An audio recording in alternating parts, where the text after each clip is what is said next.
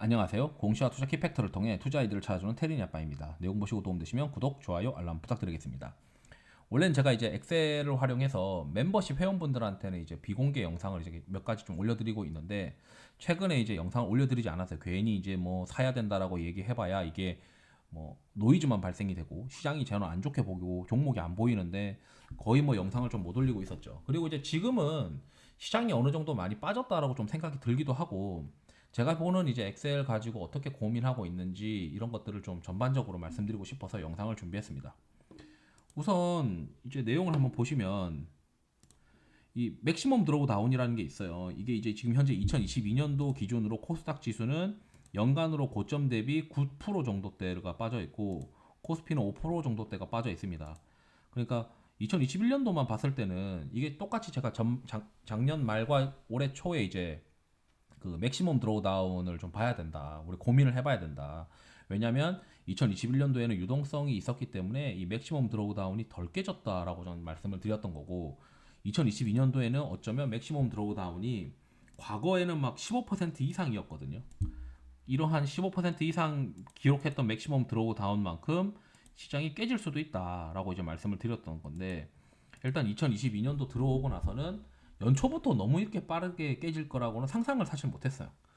이미 지나간 FOMC 내용이 1월 초에 공개가 됐다고 해서 그것 때문에 이제 이렇게 빠르게 박살날 거라고는 누구도 예상을 못했지 않을까? 뭐 이런 생각이 들고 그나마 저도 이제 3일과 5일과 10일의 이평선이 코스닥 지수가 모두 다 깨면 주식 비중을 대폭 줄이는 거는 하긴 했는데 이번에는 그 관통하면서 이게 떨어지다 보니까 그렇게 큰 효과를 보진 못했고요. 그러다 보니 저도 이제 지금 현재로는 음, 계좌 두 개가 이제 메인인데 메인 계좌들은 뭐 마이너스 지금 연초 대비해서는 뭐 한 7%, 6%대를 지금 기록을 하고 있습니다. 그래서 일단 MDD를 봤을 때 올해 저는 사실 생각했던 거는 한 15% 정도까지는 MDD를 좀 열어놔야 된다 코스닥 기준으로 생각은 하고 있었는데 이게 이렇게 빨리 이제 과거 대비해서 이렇게 빨리 10%까지 기하급수적으로 이제 터치할 거라고는 생각을 못했죠. 우선 지금 여기까지 떨어졌는데 그래서 이제 이게 지금 현재 과매도가 되면은 바닥권에서 과매도와 과매수가 이렇게 반복하면서 나타나잖아요. 그래서 일단 이걸 끄고 이걸 저장한다고 제가 끄고 다른 이제 엑셀을 틀어서 보면 이게 코스닥 시장의 그 종목들을 가지고 변화율을 통해서 과매도와 과매수를 좀 체크해내는 겁니다. 이게 이제 삼성증권에서 예전에 만들었던 걸 제가 만든 건데 제가 이제 역 설계를 해서 만들었다고 보시면 되고 이게 바닥권에서는 이 과매도랑 이렇게 과매수가 나오면 시간 지나면 좀 오른다 이런 게 있어요. 그러니까 손바뀜이 나는 거죠. 지금 현재는 이 과매도가 연속으로 발생하고 과매수가 한번 발생했는데 지금 과매도, 과매수, 또 과매도 또 발생했습니다. 그러니까 그 어느 정도 바텀권으로 진입하면 진입할수록 이 손바뀜이 열심히 나타나는 게 이제 제가 생각했을 때는 바닥의 징후군이라고 생각을 하고 있어요. 심지어 우리 고민을 해보면 일단 이건 코스닥 지수고 코스피 지수도 있습니다. 코스피 지수도 여기 보면 코스피 지수도 지금 과매도가 3일 연속 나타났고 아직 과매수가 이제 뚜렷하게 나타나진 않았어요. 그렇다면 과매수가 언제 나타날까? 보통은 이제 오영업일환에 나타나고 오영업일환에 나타나면은 이게 과매도였다라고 이제 좀 생각할 수 있고 손바뀜이 나타나야 이제 주식을 살 수가 있는 어떤 여건이 조성된다고 생각을 하는데 저는 이제 손바뀜이 좀 나타나면서 코스닥 지수가 3일 이평선을 종가로 돌파해내면 종가 기준입니다. 그러면 그 다음 날부터 좀 주식을 좀 채워 나가는 어떤 스타일이긴 합니다. 그런데 지금 현재 코스닥 지수가 과매도가 한 번 더 나타났고 아직 여전히 뭐 시그널이 제대로 있진 않습니다. 그런데 제가 오영업일 안에 뭔가 나타나면 이제 좋다라고 말씀드렸잖아요. 그런데 여기 보시게 되면 지금 20 여기 있죠. 요 날짜가 한국 시간으로 지금 표현되는 거고 investing.com에서 확인할 수 있는데 27일 목요일 날 새벽에 이제 FOMC의 그 금리 결정과 연방공개시장위원회 성명서 이런 것들이 나타나게 됩니다. 그리고 기자회견까지 있죠. 시장은 지금 파월이 여기서 이제 이야기를 하면서 시장이 더 이상 나빠지지 않는 반등의 키를 제시하지 않겠는가라고 생각하는 투자자들이 많은 것 같아요. 저도 좀 비슷한데 일단 이 정도에서 과매수가 여전히 나타나면서 이제 한 4, 5거래일 남았거든요. 이 4, 5거래일 남았는데 그 안에서 목요일 날이니까 목요일 날 새벽이니까 목요일쯤에는 조금 빠르다면은 뭐 수요일 이렇게 이제 시장이 바텀을 좀 잡아주지 않을까 단기적으로. 시장이 이제 바텀을 잡는다고 해서 코스닥 지수가 바로 올라간다고 생각하기 어렵겠죠. 다만 이제 그건 있잖아요. 우리가 코스닥 지수가 줄줄 빠지지만 않고 매크로 이슈에 두들겨 맞지만 않으면 시장이 옆으로 횡보만 하더라도 우리가 주식을 좀 주식을 이제 사게 되면은 주식을 샀을 때 시장 대비 아웃퍼폼을 해나가는 주식들을 좀 챙겨가면서 끌고 올라갈 수가 있는데 이 코스닥 지수가 아래로 떨어지는 국면에서는 뭘 해도 잘 안 되거든요. 그래서 다음 주 목요일쯤부터는 좀 어느 정도 바텀 지켜주는 게 나타나지 않을까. 저는 이래서 이 패닉 셀링과 패닉 바잉, 과매수와 과매도가 나타나면서 손바뀜이 나타나고 있다는 거에 좀 긍정적으로 생각을 하고 있습니다. 일단 요것도 닫고, 그리고 요것도 닫고요. 그리고 얼마 전에 이제 이 지표 관련해서는 말씀드렸잖아요. 이 지표 이제 주소 같은 거 제가 다 올려놨었는데 어, 최근에 채권 가격들이 계속 올랐고, 그리고 OECD 경기 선행 지수를 보게 되면 어, OECD 토탈이 0.06% 나빠졌는데 한국이 사실 더 나빠졌다. 그리고 나머지 이제 국내에서도 그렇게 자금 유입이 있지 않기 때문에 시장에서는 수급에서 그렇게 기대할 만한 요인은 없다. 그래서 1월 달이 상당히 안 좋은 게 말이 된다라고 저는 생각을 하고 있거든요. 그렇다면 이미 이게 주가에 좀 반영된 거 아니냐라고 좀 생각을 하고 있고, 그렇다면은 일단 폼씨가 어떻게 이제 결과가 나오는지를 봐야 될 것 같다. 그렇지만 이러한 데이터들을 보면 코스닥 지수가 전고점까지 간다고 생각을 해서 베팅하는 건 좀 무리가 있다. 여전히 현금 들고 다니면서 플레이를 해야 된다라고 좀 생각을 하고 있습니다. 그리고 제가 또 이제 고민하는 게 시장이 어느 정도 바텀에 다가오고 있다라고 느끼고 있는 지표 중에 하나가 이게 업종이 이제 쏠리는 건데 특정 업종으로 쏠리면은 요 빨간색이 쭉 올라가요. 그래서 시장이 박살나면은 보통 업종이 쏠리잖아요. 그리고 일부 업종만 올라가니까. 그리고 시장이 이제 좀 좋아지면은 이 업종이 분산됩니다. 상승하는 종목들이 많아진다는 거죠. 다만 이제 요때 작년 이제 한 3개월 말 작년 말 한 4분기쯤에는 이 주도 업종 지수가 올라가면서 지수가 이제 옆으로 횡보하거나 좀 올라가 버렸어요. 이때 정말 힘들었죠. 왜냐하면 일부 종목들만 올라가니까. 그리고 이제 시장이 이제 떨어지고 나서 이 빨간색 선이 쭉 내려오는데 이때가 이제 시장이 먹기가 좀 편한 시장이었고, 최근에는 또 반등하는데 일부 업종들만 올라갔다가 아예 시장이 박살나면서 이제 주도 업종 지수가 조금 더 올라갔다라고 보고 있는데, 이게 이제 좀 피크아웃하는 느낌이에요. 그러니까 이게 박스권을 어느 정도 그린다고 생각했을 때 어느 정도 이제 고점 찍고 조금 내려올 만한 어떤 니즈가 있는 거 아니냐 이렇게 좀 생각이 들긴 합니다.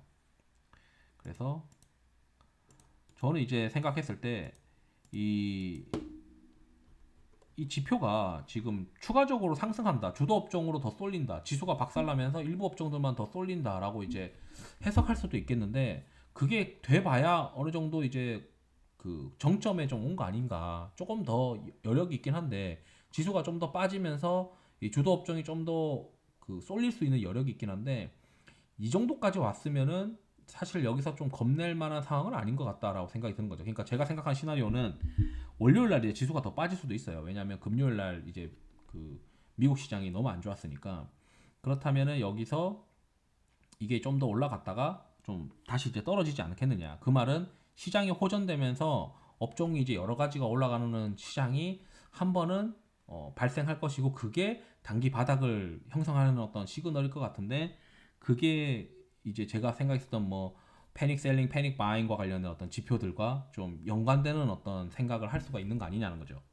그러니까 패닉 셀링, 패닉 바잉이 어느 정도 나타나고 있기 때문에 최근에 이제 패닉 셀링이 또 나타났고, 다음 주에 폼씨가 26일 날 새벽 4시에 그 나타난다고 하면은 주식 시장은 다음 주 중으로 한 번은 어, 그 바텀을 잡으려고 하는 노력을 하지 않겠느냐.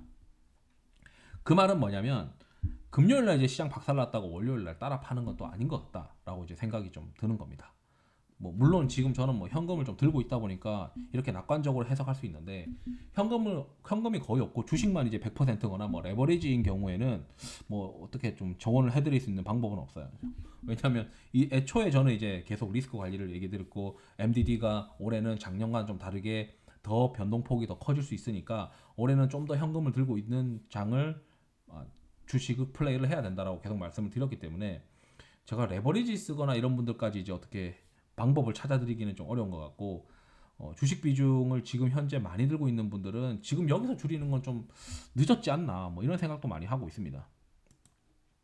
그래서 그럼 주식 뭐 살 거냐라고 이제 많이들 물어보시는데 그래서 제가 주식 살 때는 가장 최근에 이제 컨센서스를 많이 보거든요. 그래서 이건 2022년도에 최근 이제 컨센서스를 봤을 때 신고가가 났던 애들 최근에 이제 애널리스트들이 좋다고 이제 컨센서스를 올렸던 것들인데 재밌는 것들은 뭐 리오프닝이 된다라고 생각하는 종목들이랑 그 다음에 뭐 금리 관련된 종목들 그리고 금리랑 상관없는 종목들 이런 것들도 이제 올라와 있고 그 다음에 원재료가 이제 떨어지고 스프레드가 벌어질 거라고 생각하는 음식료 종목들도 있더라고요. 2023년도 거를 더 좋게 생각하는데 2023년도에도 이렇게 이제 컨센서스가 상향되거나 신고가가 나는 이제 종목들이 있는데 이런 것들을 좀 잘 체크를 해서 투자를 해야겠다라고 마음 먹고 있습니다. 다만 이제 실적 가시성이 좀 높은 애들이 있더라고요. 한국항공우주나 그다음에 기판 애들이 투자를 많이 하니까 뭐 한미반도체도 좀 영향을 많이 받을 것 같고 거기에 이제 그 다른 방법으로 매주 주간 단위로 이제 컨센서스의 변화를 좀 체크를 하는데 저는 이제 2023년도 거를 많이 봐요. 왜냐하면 애널리스트들이 2022년도 거는 올해 건데 올해 거는 이제 자기들이 좀 자신 있어서 컨센서스를 올리지만 그러니까 실제 컨센서스라고 하는 거는 추정 영업이익을 변화를 올리지만 2023년도까지는 잘 안 올리거든요.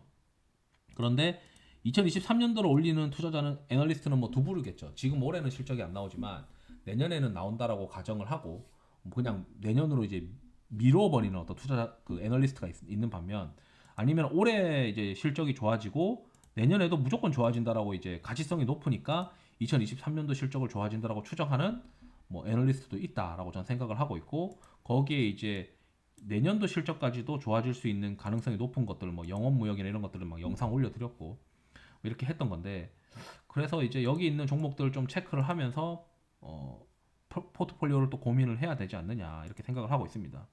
그리고 이게 아메리카노 회원분들 드렸던 거는 여기 이거를 이제 내림차순으로 봤을 때 이건 한 달 단위의 변화거든요. 이건 이제 일주일 단위의 변화고 이건 이제 한 달 단위로 이제 변화를 보는 건데 한 달 정도 기준으로 1개월 단위 평균 컨센서스가 많이 변한 것들을 보게 되면 시장에서 좋아하는 것들이 많아요. 그래서 뭐 물론 아닌 것들도 있겠지만 최근에 이제 시멘트 가격 올렸던 것들 올해 실적이랑 내년 실적까지 다 같이 올렸더라고요.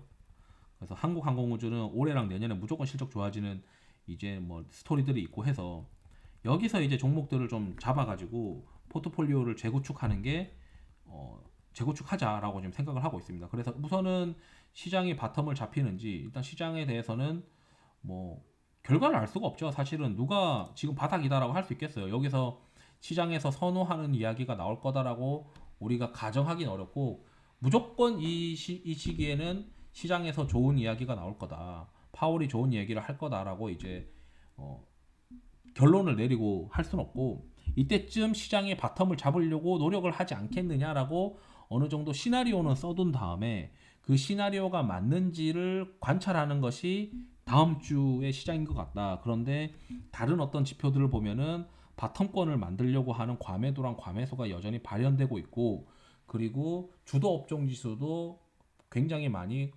과열되어 있는 상태이니까 이게 좀 완화되면서 시장이 반등할 수 있는 상황이 다음 주에는 있지 않을까? 뭐 이렇게 지금 좀 기대를 하고 있는 상황입니다. 그래서 이제 뭐 이렇게 그러면 주식 뭐 살 거냐 뭐 이런 거 했을 때 이런 거를 보면서 최근에 이제 좀 컨센서스가 상향됐던 종목들을 다시 플레이해야 된다. 왜냐하면 시장에서 많이 팔았던 기관과 외국인이 주식을 좀 더 사주는 어떤 생각이라면 걔네들이 좋아하는 게 결국은 컨센서스가 변화가 많이 있었던 것들 이런 것들을 좀 플레이하지 않겠느냐. 그래서 뭐 이것도 카테고리화 하면은 뭐 기판 같은 것들 많이 올라와 있고 하니까 기판 관련된 주식들도 여전히 좋게 보고 있고요. 그리고 수출 관련된 기업들 여전히 좋게 보고 있는데 이제 바텀에서 돌아설 때 최근에 이제 뭐 가치주를 사야 된다 뭐 이런 생각을 하고 있는 분들도 있는데 저는 그냥 PER이라고 하는 게 어차피 괴롭힘을 당했다. 금리가 많이 올라서 금리가 올라서 PER이 괴롭힘을 당했기 때문에 그렇다면 시장에서는 좀 더 바닥에서 턴어라운드 할 때는 그로스가 나올 수 있는 실적 가시성이 높은 것들을 보지 않겠느냐. 그냥 막연한 꿈 있는 주식들은 좀 피하고 실적 그로스가 나오는 것들을 좀 보자. 이게 제가 말씀드리고 싶은 내용입니다. 이상으로 영상을 마치도록 하겠습니다. 투자에 도움이 되시길 바랍니다. 감사합니다.